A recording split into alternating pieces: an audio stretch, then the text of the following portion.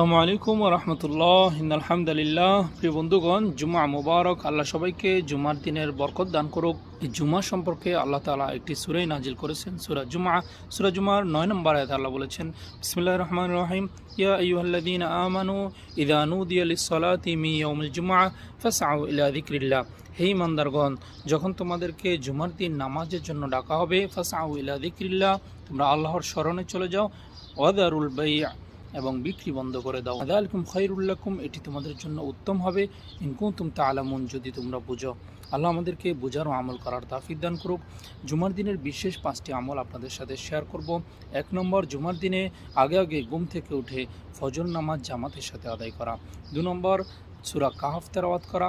3 নম্বর, জুমার দিন উত্তম রূপে গোসল করে আগে মসজিদে যাওয়া, জুমার নামাজ জামাতের সাথে আদায় করা। 4 নম্বর, জুমার দিন বেশি আল্লাহ রাসূল সাল্লাল্লাহু আলাইহি ওয়াসাল্লামের উপর দুরূদ পাঠ করা। 5 নম্বর, জুমার দিন আসর থেকে নিয়ে মাগরিব পর্যন্ত বিশেষ দোয়া কবুল হওয়ার সময় বেশি আল্লাহর নিকট দোয়া করা। আল্লাহ আমাদেরকে বুঝার ও আমল করার তৌফিক দান করুক। আমিন।